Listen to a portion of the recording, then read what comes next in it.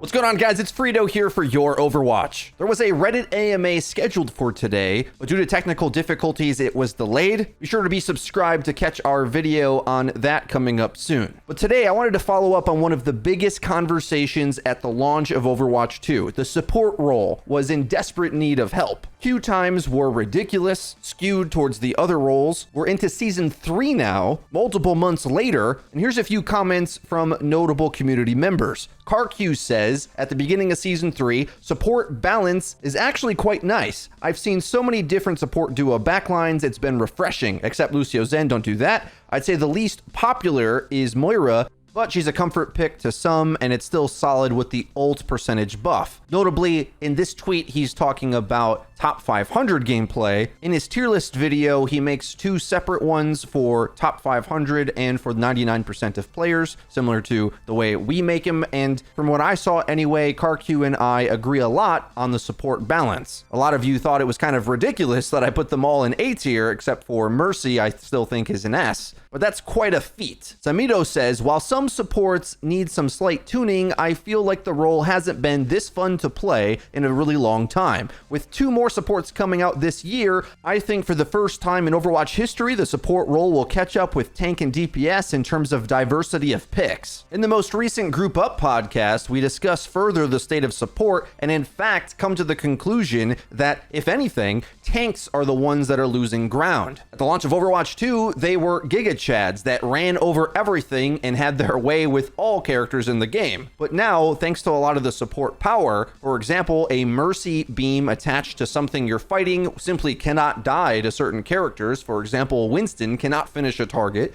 that has a Mercy beam attached. And from what we can tell, the meta is shifting actually towards Zenyatta, which may be surprising considering he was at one time thought to be unplayable. I would say the reason for the diversity of picks right now is a few things combined together. One is the massive Mercy changes, which makes a lot of characters safer than they otherwise would be since you have such big save potential. Another one is the substantial buffs to Brigitte. With a bit of burst healing and a much faster ultimate, Brig is a pretty nasty pick to fortify your backline. Another option, whereas before probably dueling as Moira was your only bet. And I think an interesting subtle change is the nerf to Ana. I say that because with a 3.5 second anti-nade time, it's possible to play against an Ana without needing to use Suzu to cleanse it because it doesn't last as long. That's an interesting aspect of game design where a counter style ability lowers in must pick value if the thing it's countering lowers in power. Then on top of this, of course, there are multiple tanks that are being played, but if anything, that is the category that is the weakest right now, I'd say, because it can be difficult to have an impact with a bad team comp, mainly because of how powerful the support utility is in the game now. So for example, Ana Zen has so much power to disable the enemy's tank, you have to completely play around that. And if you don't outplay them, they hard carry the game. So much so that I think Flats is somewhat correct when he says Zenyatta's Discord orb is ridiculous right now. He, Seagull, and Surefour did a tier list of their own, putting Zenyatta at S tier. Keep in mind that is emboldened by the fact that we are on the final limited map pool in Season 3. Come Season 4, all the maps will be available at once.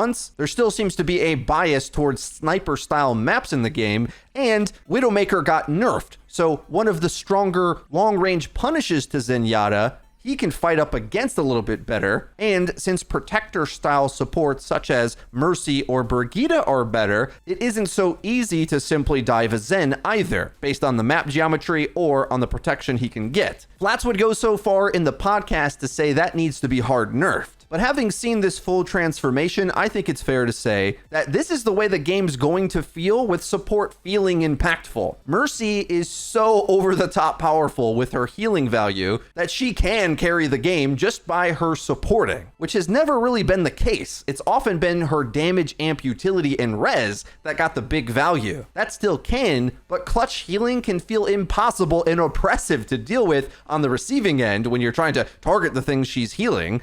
but from what I can tell, this is the kind of strength they were looking for. So I don't suspect it to change much. We might see some answers in the upcoming AMA when they finally finish it, but I'd suspect we've arrived at the goal destination of the power level they were seeking support to get in Overwatch 2. They have a lot of agency now and options with many more to come. It's a better feeling now because it feels like we finally got the pass, let's say. They call it a pass when they go through the entire category of something. Let's say crowd control, they removed and reworked the first time through for 5v5. Now we've seen almost like in real time over the last couple of months, them adding more and more support changes to finally give that impact to the player. In many respects, this has returned some of the plights of tank players that existed in Overwatch 1, which often felt you were at mercy of your support player's utility landing on you in time, being in line of sight, keeping up with you, and working with you. In many cases now, the tank battle is dictated by that support utility,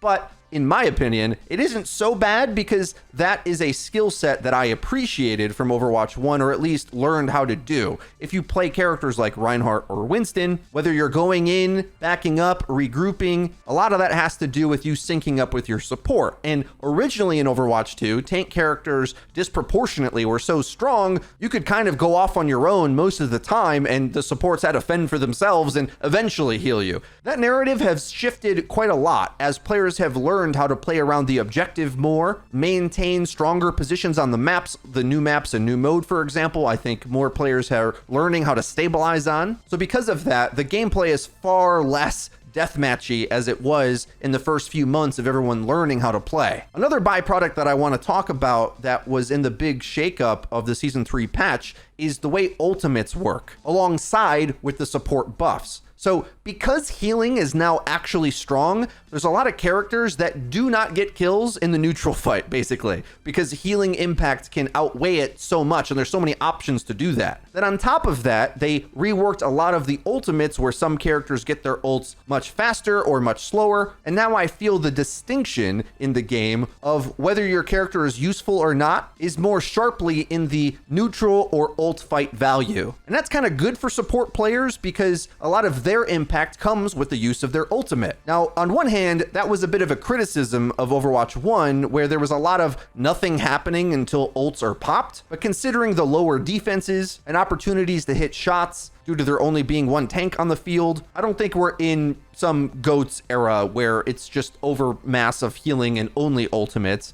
that do anything. But certainly, I think the macro strategy is a lot bigger in Overwatch 2 than it's been in previous seasons. Overall, from what I've seen, a lot of players are really enjoying this patch, which is a little bit sad because Overwatch always takes a little hit in popularity when there isn't a new character, but I feel like the game plays best when they stop adding new mechanics and instead balance last season's mechanics. And they've kind of done that gradually over time. Hideko was originally a do-everything character, but now with other supports having avenues to shine, we can really see the gaps in her game. My biggest worry currently is that they try to continue to do needless tweaks because the players demand that things get changed. But I want to remind everyone of my old adage, if it ain't broke, don't fix it. I'd like some time for the community to level up on the different comps we have currently, because I think there's a higher peak potential that can be reached on any of them if we can settle into learning how to play around different mechanics. When the game's in a very good balanced state, what I would prefer actually is more maps. So it's a little unfortunate that we're on a limited map pool because that's sort of limiting and sidelining some things and boosting others. Zenyatta probably being the biggest winner, as I think he's really hard to go get to out in the distance on maps like Circuit, Junkertown, Coliseo, and more. If there isn't narrow corners and flank lanes, simply discording a tank and making use of the extra ammo they gave him means he can just keep pressuring for longer. If anything, I think that buff deserves a revert because it's kind of silly how much extra damage you can keep pelting into a tank. On the podcast with Flats, we kind of discussed maybe there might be more interesting ways for Discord Orb to apply as well. On one hand, I think the strategy of playing these sniper maps with Zen is more of the issue. It's like the map design that enables it, but I also think it might be more fair if the Discord effect could be blocked by putting a shield in the way. So for example, if a Reinhardt gets discorded, but then puts his shield up, the effect should subside just like it does when you go around cover. Because otherwise, just setting it and forgetting it means that Ryan can get cleaved through his shield and work down. And the same goes for any shield tank, really. The thing we might predict is that the tank players may start to grow frustrated